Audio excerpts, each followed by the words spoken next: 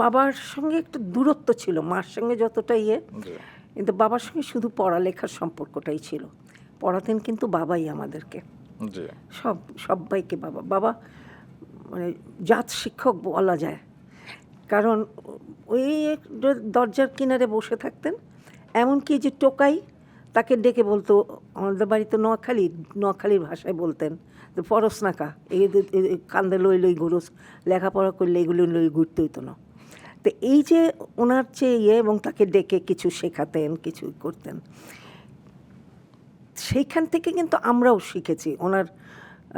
মানে উনি, আমি নিজেও কিন্তু টের পাইনি যে আমি ওনার ইয়ের থেকে শিখছি উনি কী বলছেন কে। তো প্রথম আমি যে রোজগার করে টেলিভিশনে বিটিভিতে ৭৫ টাকা পেয়েছিলাম। আচ্ছা। তা আমার বাবা সবসময় দেখতাম যে ছেঁড়া ছেঁড়া ছেঁড়া ছেঁড়া তালি দেওয়া, মা ওটা সেলাই করে করে এক একটা মশারি করছেন। তো বাবার ইয়েটা হচ্ছে, ফিলসফিটা হচ্ছে যে আমি তো মরেই যাব, আমি তো বাঁচবো না, তো এইটা আমার সময় আসছে, এটাকে সেলাই করে আমার মনে হয় এই মশারিতে কেটে যাবে। কিন্তু আমার কাছে খারাপ লাগতো যেই আমি আরেকটা কি, অযথা পয়সা নষ্ট করতে চাইতেন না, কারণ এতগুলি ছেলে মেয়ে মানুষ করেছেন, তো কাজে একটু হিসাব 14 ভাই বোন। না, হিসাব না করলে তো চলবে না। তো উনি আমি বলতাম যে আব্বা মশারি একটা কিনলেই হয়, চুপ করে থাক, মশারি কিনতাম না আমি, আমার চলে যাবে এই মশারিতে, চুপ করে থাকতাম। তা আমার যখন ৭৫ টাকা পেলাম, আমি সাহসে বুক বেঁধে আব্বার জন্য একটা মশারি কিনলাম। ওটা হয়েও ছিল বোধহয় ৭৫-ই, নেটের মশারি, তখন নেট খুব কম লাগবে। তো নেটের মশারি এনে বললাম যে আব্বা এটা আপনি টাঙান, আপনার আরাম হবে, মশা কামড়াবে না। তখন বললেন যে শুনলে আপনারা হবেন, বললেন যে তোর এই হারামের টাকা দি আমি সেই মশারি টাঙাইতাম না। তো আমার এত কষ্ট লাগলো, আমি পাশে কিন্তু বসেছিলাম, বসে অঝোরে কানলাম। উনি কিন্তু তাকিয়ে আছেন আমার দিকে, আমি খেয়াল করিনি ওটা। তারপর কাঁদতে কাঁদতে আমি চলে গেছি। আমাদের বাড়ির দোতলা ছিল, দোতলায় থাকতাম আমরা 3 বোন।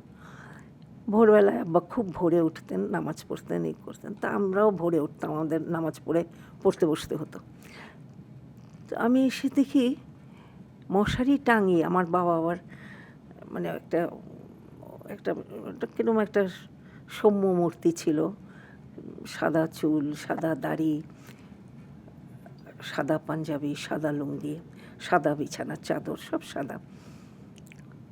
ওই বিছানার মধ্যে শুয়ে আছেন, আর উনি টেনশন হলেও বুকে এরকম এরকম করতেন, আনন্দ হলেও বুকে এরকম এরকম করতেন। তো আমি দেখছি উনি শুয়ে বুকের মধ্যে এরকম আঙুল করছেন। আমি দরজায় দাঁড়িয়ে আছি, আমি মানে পরম আনন্দিত হয়েছি যে উনি আমার মশারিটা টাঙিয়ে আমাকে ডাকছেন মশারির ভেতরে। তা আমি মশারি তুলে ওনার পাশে বসলাম, উনিও বসে আমাকে আদর করছেন। বলছে যে খুশি হয়েছ তুমি? তা বললাম জি অনেক খুশি হয়েছে।